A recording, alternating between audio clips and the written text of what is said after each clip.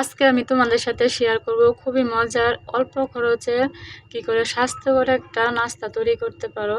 আসসালামু আলাইকুম, কেমন আছো সবাই? আশা করি সবাই ভালো আছো। আলহামদুলিল্লাহ, আমিও অনেক অনেক ভালো আছি। তো যদি মাঝে মধ্যে এরকম মজাদার নাস্তা হয় অল্প খরচে স্বাস্থ্যকর, তাহলে তো কোনো কথাই নেই, তাই না?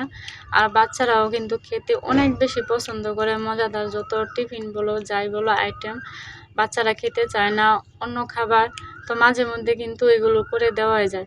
তো এখানে আমি রুটি নিচ্ছি, আর রুটিগুলো কিন্তু একদম কম। আমি 20 টাকা প্যাকেট রুটি নিচ্ছি, আর এখানে নিচ্ছি টমেটো কাটা, মরিচ, পেঁয়াজ, সবগুলো আমি সুন্দর করে কেটে নিচ্ছি। কেটে নেওয়ার পর সুন্দর করে রুটিগুলো আমি আমার মতো সাইজ করে নিব। আমি যেভাবে ডিজাইনটা করবো ওরকম একটু ডিজাইন করলাম আর কি, কারণ যেটা দেখতে ভালো লাগে আমার কাছে ওটা খেতে ভালো লাগে, এটা আকর্ষণীয় লাগে। তো সুন্দর করে সবগুলো রুটি আমি এরকমভাবে সাইজ করে কেটে নিচ্ছি। আর যার যেরকম ভালো লাগে, যেরকম ডিজাইন ওরকম অনুযায়ী কেটে নিতে পারে, যার যার মন অনুযায়ী আর কি। তো সুন্দর করে সবগুলো রুটি আমি এভাবে কেটে নিতেছি।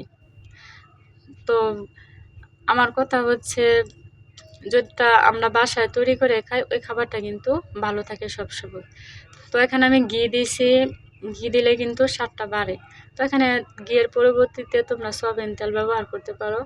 সুন্দর করে আমি রুটিগুলো ভেজে নেব।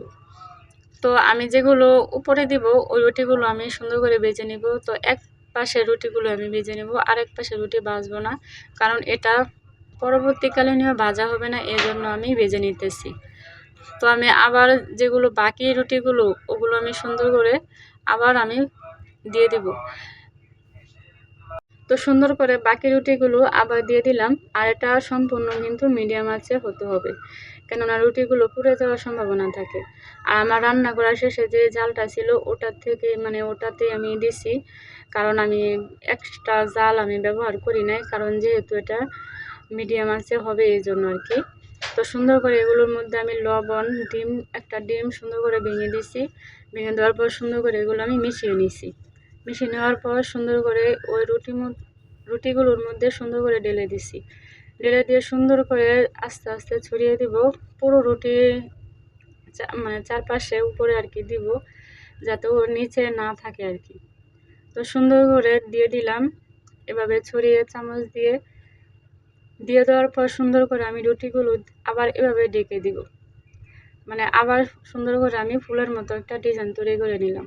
যেহেতু সুন্দর লাগবে এজন্য আমি এই ডিজাইনটা করে নিচ্ছি। তো অনেকে অন্যভাবে করতে পারে, কোনো সমস্যা না, যার যেরকম ভালো লাগে আর কি। অনেকে রুটি অনেকভাবে নাস্তা করে, কিন্তু আমার কাছে এই নাস্তাটা অনেক বেশি ভালো লাগে।